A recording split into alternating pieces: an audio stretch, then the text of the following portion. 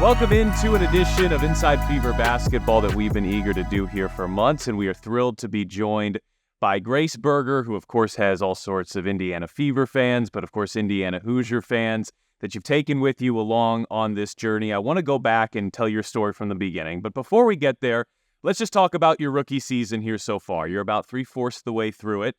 How would you evaluate your rookie year here to date? It's definitely just been a process. I've just been trying to get better every single day. It's crazy that we're already, near the end of it. It's hard to believe. It's been a whirlwind, a lot of fun. I love all my teammates. I love, getting to learn every single day. I feel like I learn something new, whether that's on film, whether that's on the practice court in the game. Always learning new stuff. And then obviously playing with and against the best players in the world, you're getting pushed to your limits every day. So it's been, a really fun challenge that I've enjoyed. Obviously, it's tough, but extremely rewarding, and I'm just excited for what the future holds. You mentioned it being a little bit of a whirlwind. You get right out of college season, you jump right into the pros. What would you say has been the biggest surprise? Has anything really surprised you about the jump from the college game to the pro level? I watched a lot of the WNBA growing up, so I think, I came to a lot of the games, sat pretty close to the court, so you, from just watching it, I think can realize how fast-paced the game is, how good of athletes all these women are, and how skilled they are. So I don't think that really caught me off guard. I'd say the travel is something that surprises me. We play multiple games a week, whereas in college it was just 1 or 2 games a week. So that's something that definitely has taken some, adjusting to for sure. I always say that if you're not paying close attention at any point in a game and then all of a sudden you hear this roar in the stands, you might initially wonder, whoa, what's going on? What did I miss? It's usually just because you're checking in for the first time. Did that surprise you at all the first time you heard it, just this massive outpouring of support?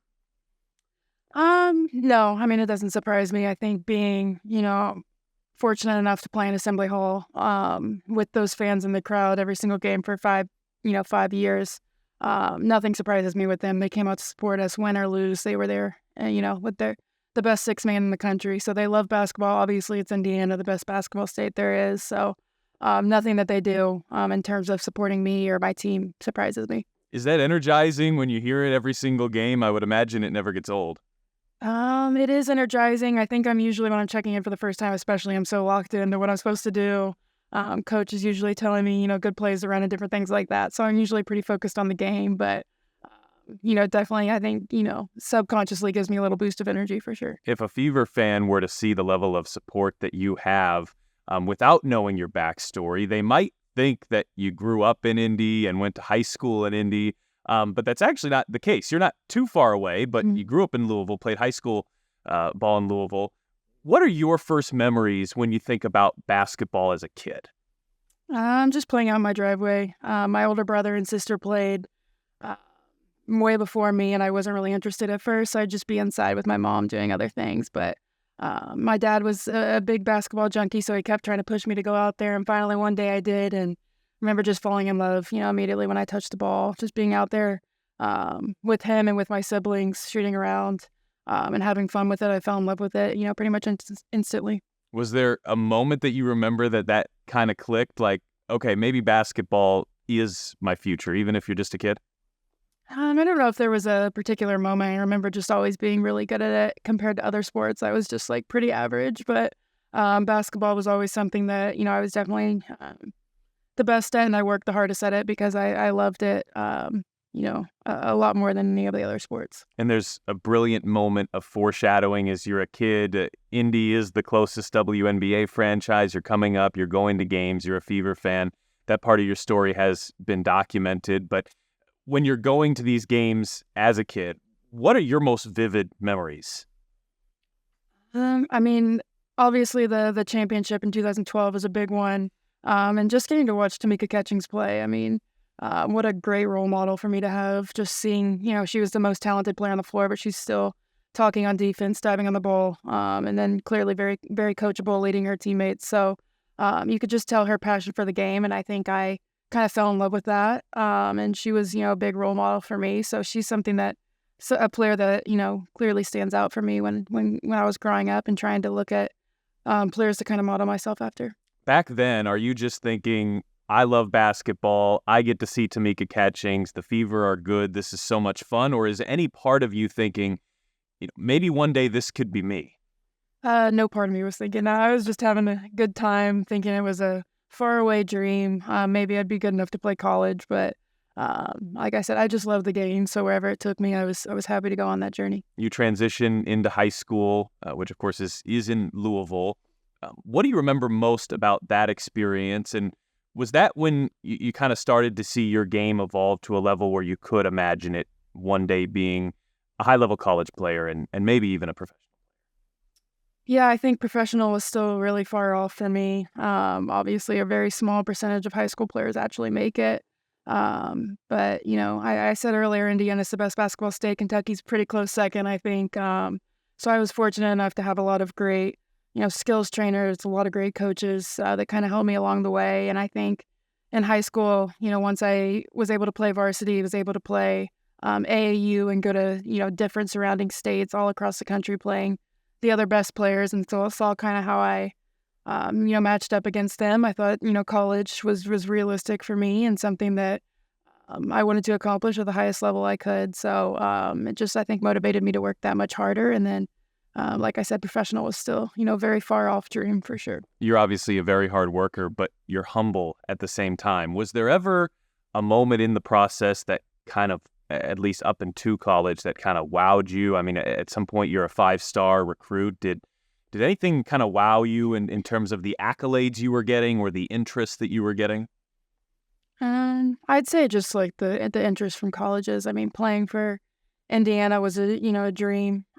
Playing in front of thousands of fans, a full Simon Scott Assembly Hall, playing for a top 10 team in the country. Is something, I never in my wildest dreams would have imagined, playing in Elite Eights and NCAA tournaments. So, every day I got to put on that jersey and just play Division I basketball under a great coach on a great team. He's all felt like a dream. Bria Goss broadcasts with us. She's a former Indiana Miss Basketball. She's kind of the reverse of you. She played here and then went to college at Kentucky. You kind of did the reverse. And at times she talked about how challenging it was to get all this interest locally. You're in such a big basketball state, but to choose somewhere out of state. Was that decision to go to IU ever challenging for you when you're in a city with a big basketball program in a state with multiple of them? I think challenging isn't the right word. I think it was a blessing for me to be in a hot spot for basketball with so many great options near me. It gave me a lot of great opportunities, but at the end of the day, IU was just the place I wanted to be. Coach Morin was who I wanted to play for, and it was, that love for IU basketball was strong enough to pull me away from Kentucky. And so, it had more to do with me just loving Indiana than me, wanting to go away from home. Was there a moment there? Was it meeting Coach Morin that kind of solidified that? Yeah, just meeting her, talking to the staff. I thought it was people I'd want to be around for 4 or 5 years. And then I remember going to Hoosier Hysteria, kind of the preseason college basketball thing they put on with the men's and women's basketball. And, Assembly Hall was full. People were screaming. People were crazy about basketball. It was unlike anything I've ever seen. So I just knew I had to be a part of it. We're kind of in the golden era of IU basketball right now. You kind of helped start that, and I think it will continue here even with you at the professional level. When you joined IU's team, they had 7 tournament appearances, 7 total tournament games previous to you. Was there a time when you realized we've got the chance to accomplish something special here, when you saw maybe the class around you and those above and just below you?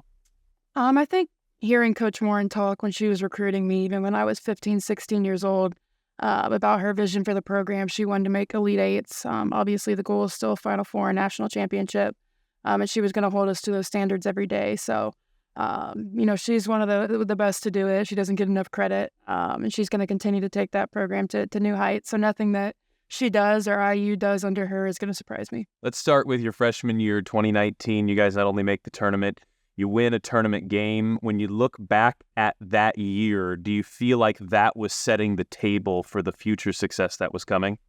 I think so. I mean, anytime you can get a win in a tournament, it's hard to do. They're the best, 64 teams in the country for a reason. So At the time, we expected to win. We always expected to win. That was kind of our mentality. But looking back on it, I think it definitely, helped steamroll us into the next 4 or 5 years. Yeah, and you guys started to then rise up the ranks here pretty rapidly. And this is something that all college teams had to deal with. Aaliyah Boston in South Carolina know it well. But the COVID year, you guys are making this ascent, and then all of a sudden the tournament gets taken away from you guys. You're probably a 4 seed or so if that doesn't happen. Mm-hmm. How challenging was that to have this huge moment for the program almost stolen? Yeah, I mean, I think it was tough for everyone. Probably harder for South Carolina when they were the favorites, but we felt like we had a team that, legitimately could make the Elite Eight, battle for a Final Four. So it was the best year in program history. So it was tough for everyone. But I think, now that we got through it, it made me appreciate the game, appreciate every time I get to step on the floor with my teammates and with fans. Just be that much more grateful for it. You've mentioned that Elite Eight run a couple of times. It does come. You guys have that kind of magical run. You beat a number 1 seed on the way. Now that you've had, I guess, a couple of years to let that moment marinate a little bit, what do you remember most about that time and that run and kind of putting IU basketball on a national map?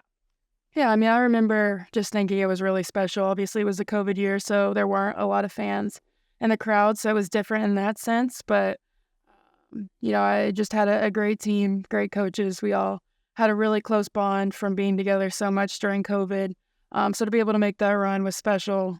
I probably remember losing the most. That's the biggest regret. But, really just how close I was with my teammates, how fun it was, and how good of a ride it was. And as you fast forward here a little bit into what would be your final year at IU, this is when you guys are really starting to make these massive jumps. You're top 3 in the country for most of the year. Aaliyah's team, of course, is there as well. But take me through the regular season there, and all of a sudden you guys have so much spotlight on you. You're in the Player of the Year conversations. This happened so quickly. What was it like to experience it? It was great. I mean, we didn't know coming into the year. We had a whole new team, a lot of transfers, but we just fit together really, really nicely. Had a lot of really good players coming in along with a lot of our main returners from the year before. So being able to play with, great players like Mackenzie Holmes, obviously. Like I mentioned earlier, we had a great coaching staff. So we had a great team. It was a lot of fun. Obviously, it didn't end the way we wanted to, but a lot of great memories for sure. Some massive moments on huge sports stages, though. I mean, there were a couple of games there at Assembly Hall where the IU women's basketball game was the sports story of the night, maybe even of the week. Iowa, Purdue. You got Lynn Dunn in attendance. Did you remember seeing Lynn Dunn at those games? Oh, yeah, right. Sitting right courtside, yeah. Could you believe that you had Lynn Dunn sitting there wearing IU red? No, I couldn't. I think Coach Morin was the most shocked about that. But looking back on it, yeah, I got to start giving a crap for that for sure. When you think back to some of those games, I mean, you had Assembly Hall completely packed, and this is a program that has had some success but has never seen anything like that. Can you describe the environment and what it was like to be a player? And you've discussed a lot about the IU fandom and how they don't surprise you, but that must have been just maybe even a little overwhelming to experience. Yeah, I mean, anytime you can see, 15, 16,000 fans for a women's game, I think it's something that, you want to be able to expect it in the future, but it's not like that everywhere. You travel around to different places and there might be a couple thousand people at most in the stand. So to see where we came from my freshman year to where we were this past year, people up in the upper arena, filled to the top. For women's basketball, it was really special. And you guys didn't just win a Big Ten championship. You won a Big Ten championship in one of the best years the Big Ten's ever had. Everybody knows what Iowa and Caitlin Clark has done. Ohio State was tremendous that year. Was that kind of a crowning achievement, maybe a goal that was 3-4 years in the making for you guys? Yeah, I think so. Early on my freshman year, that would have been really far off, saying we want to win the regular season Big Ten championship. So, to be the first ones and forever for IU to do that outright, it was really special, and especially in what I believe is the best conference in the country this past year. So night in and night out. It was a lot of great battles. So to be able to win it was definitely, a great thing for our program. You personally had a magical run there. IU as a program has a magical run. It seems like maybe save the COVID year, almost nothing could go wrong. Unfortunately for you, it did end in a little bit of heartbreak. How challenging was that Miami game and to walk off the floor knowing that anything can happen in the NCAA tournament? The upsets happen all the time. This seemed like a team that was maybe bound for the Final Four if you get past that game. And we saw what Miami did. They had a terrific run, but that can't ease the pain at all, could it? No, I mean, I think the only thing that maybe helped ease the pain was how quick the process of the draft happened, so I could kind of shift my focus and try not to think about it. So I think I haven't really, sat down and thought about it a whole lot. Obviously, it hurt. It still hurts to think about. I think it will for the rest of my life that we weren't able to finish, a season that, we were top 2, top 3 team, consistently for the whole year. That we could have finished that out on a strong note, but I try not to think about it, and I try to think about all the other great memories that we had throughout the season. Well, then we certainly won't linger on it here in this conversation. One final accolade for you before we get to the draft. You're IU's all-time winningest player. When you hear that associated with your name, what goes through your head first? I think just the teammates that I had, the coaches that I have. I mean, we all built this thing together. I was just happened to, be able to be a part of it right when it was on the rise. So I'm glad that I could kind of leave my mark on that program. It means the world to me. And I'm just excited for someone to break that record and for them to continue to grow the program in the future. Depending on the player, it seems like everyone treats the draft a little bit differently in terms of how they preview it. Some like to know all their possibilities. Some just go in and maybe aren't looking at every mock draft and everything their agent might say. You, of course, know that the Fever are picking 7th. Did you know that you're probably going around that range, and how much did you let the possibility of maybe playing for your quote-unquote hometown-ish team come into your thought process before the draft? I think my mindset was, anytime, if I could just get an opportunity, I'd be grateful for it, whether that was, to Indiana or getting drafted maybe later. I'd be super grateful. So obviously, you talk to teams before the draft, you go do the whole pre-draft process, you're hearing different things. So I knew it was a possibility. I was hoping that it would be the place for me, obviously, get to stay in a state that means so much to me. And so it was definitely very special when I finally heard my name call. I didn't want to get my hopes up, but I was definitely, hopeful that the Fever would pick me. Was it a call from Lynn? Is that how you officially found out? I found out with everyone else. With everyone else. Wow. Yeah. So when you heard your name announced, what was that like? This is actually going to happen. This fairy tale possibility is coming to fruition. Yeah. You kind of have an idea at the draft because all the cameras go to the table that the person's probably going to get picked at. So I think they went to me and a couple other people, and me and my parents are kind of like I said, I didn't want to get my hopes up, staying close to home, staying in a state that means so much to me. So I was trying to stay calm, but I was a nervous wreck.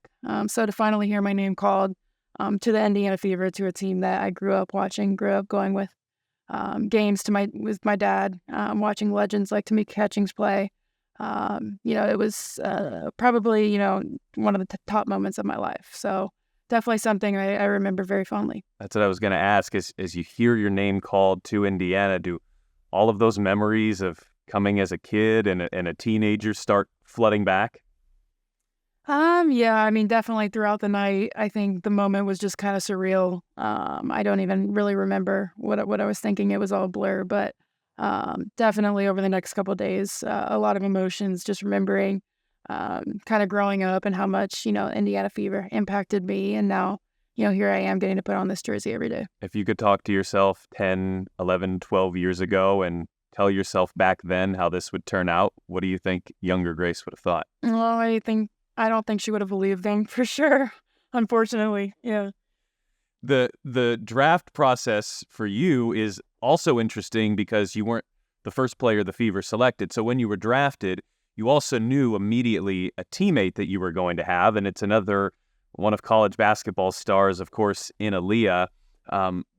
After you got over, I'm sure, the shock and the excitement of knowing you're coming here, what were your thoughts about playing with her and getting to team up with one of the best players that college basketball has seen here in the last decade plus? Yeah, I mean, Aaliyah Boston is a guard's dream. She makes your life easy. You can, throw it to her. It's an automatic bucket just about every time. She makes you better setting good screens, rolling hard. She has great hands, runs hard in transition. So just about everything you could ask for, she does to make her teammates better. So I knew that from playing with her at USA Basketball, from watching her at South Carolina. And so I was, extremely excited that I got to be her teammate now officially, and don't have to play against her anymore. When you think about the last two drafts the Fever have had, and then also just the young core that you guys have, it really is like a college all-star team of the last couple of years. What's it like to experience this season for you and your first year as a pro and have all these players around you that I'm sure you were watching them, they were watching you the last few years in college basketball, and now kind of get to team up together? I'd say it's just a lot of fun. I mean, it's fun playing with players like Nelissa Smith and Aaliyah Boston. Like I said, they open up a lot for me. They make things easier for me, and they're just really good. I get a courtside seat to watch them play every single day. They leave me in awe a lot just watching some of the things that they can do. So just being around special players and special people every single day, it's just a lot of fun. You mentioned how quickly the season goes in the WNBA and how often the games are. You've played about the number that you play in college here, but it's obviously happened a lot quicker. Yeah. So growth maybe has to happen quickly for a rookie. When you think back to where you were in training camp, where you were in preseason, to where you are now, have you seen the type of progress that you were hoping you'd see of yourself late in your rookie season? I think my goal has just been to try to get better every single day. So I definitely think I've come a long way from where I was in April and May, but I realize I still have a long way to go in order to get to where I want to be. So I'm still just have that same mindset, trying to be a sponge, trying to learn from those vets around me, and then obviously learn from my coaching staff and just try to get better every single day, and try to be at my best at the end of the season.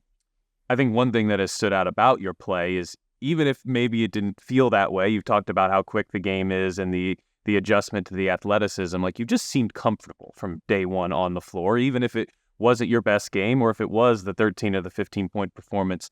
You seemed comfortable. I know that's part of your game, poise under pressure type thing, but as you've taken that next step mentally, understanding you still have more that you want to grow, do you feel like the base, the foundation is there for what you want to see here as a pro? Yeah, definitely. I think you don't really know until you're out there playing in a game if you're good enough, if you're cut out for it. But I think, when I've gotten the chance to get out there and have some good moments, I think I definitely feel like I belong in this league. I have that, confidence from that standpoint. So I'm going to try to build on that. Obviously, I know I can be a lot better and I have a lot to learn. So I'm going to continue to remember that and have that learning mindset.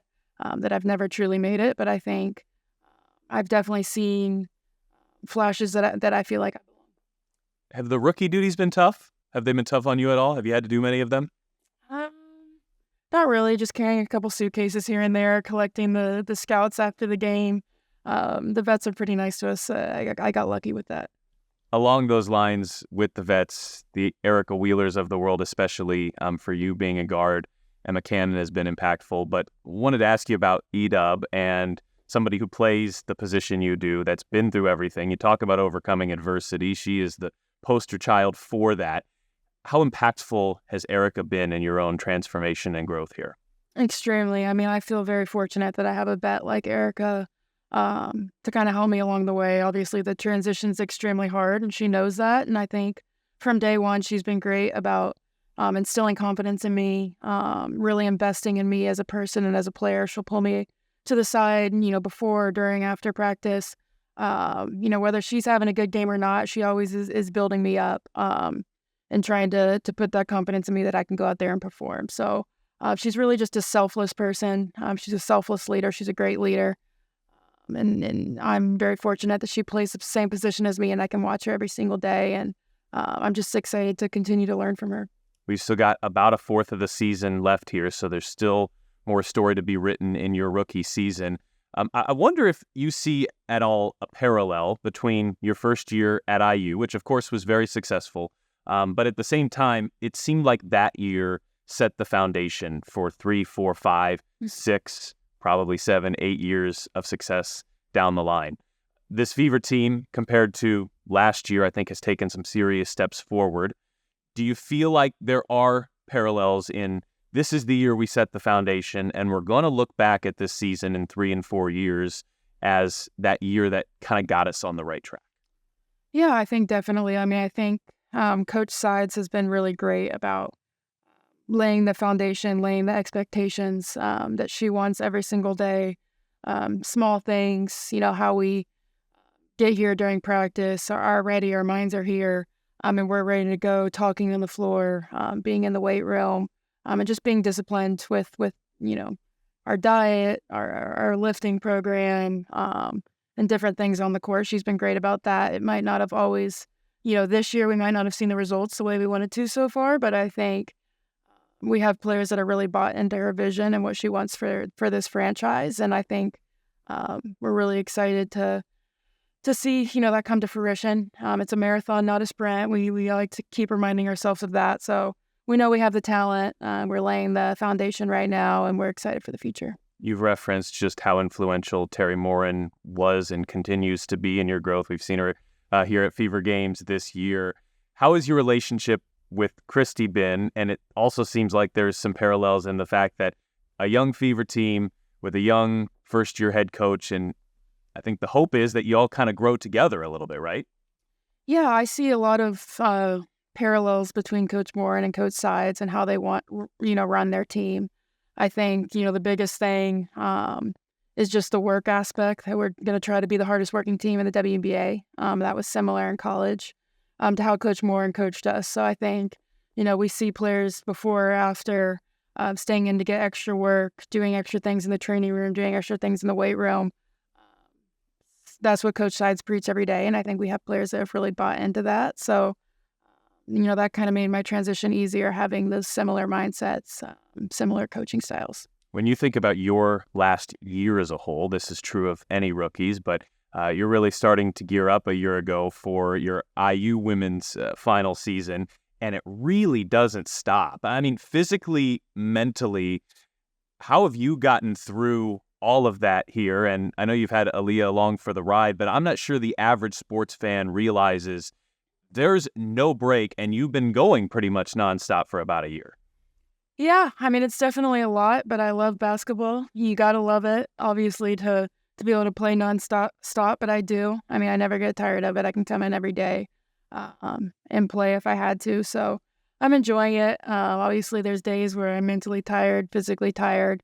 But at the end of the day, I love the game. That's what I want to be doing. I wouldn't rather be doing anything else. So, just trying to stay grateful for it, enjoying it. Well, that's good, right? Because you're going to Spain. This process isn't necessarily coming to much of a stop for you. Your expectation is to continue your professional career in the WNBA offseason playing in Spain, and it sounds like that's going to be coming up pretty quickly after the WNBA year concludes. Yeah, it is, and I think I'm excited almost that there's no break, because I can kind of continue to build on the things that I was, learning and working on in the WNBA. Obviously, you're playing against pros, whether it's over there or over here. So I think continuing to grow my game is something I'm extremely excited about. Did you take an international trip with IU? Have you ever been to Spain? Have you ever been to Europe? No, so I haven't. IU actually just got back from a trip in Greece, so they didn't do anything the 5 years I was there. Yeah, but yeah, real nice. I went to Greece, so I could live vicariously through them. Yeah. Yeah. What have you had a chance to think about Spain yet, or do you have to be such a narrow track mind on closing out your Fever year? Yeah, I mean, I'm just focused on the WNBA season. Like I said, I try to live, just day by day and live in the moment. Try to get better each day. So right now I'm still locked into what we're trying to do here. And obviously you'll keep in touch with your coaches and all of that over here, but what do you anticipate it being like for you? Granted, you'll be, I think, 6 hours ahead, trying to be, for the first time in a while, an IU basketball fan from afar. Yeah, a lot of late nights. I think a lot of 3 a.m. wake up calls trying to watch the Hoosiers game. I might have to catch a couple of them on replay. So we'll see. I don't know how it's going to work. As you think of your big picture goals here of your career, what do you envision your time in the WNBA hopefully looking like? Hopefully a lot of championships. I mean, we have the young talent to do it. We're just young right now, so I think continuing to build on that, continuing to build on the young talent that we do have. I'm really excited to be a part of it, and hopefully, just get us back to where we belong with that 2012 championship, with the top of the teams in the WNBA. Just get us back to where we belong. Well, you know very well, we've got a lot of IU women's basketball fans watching this right now.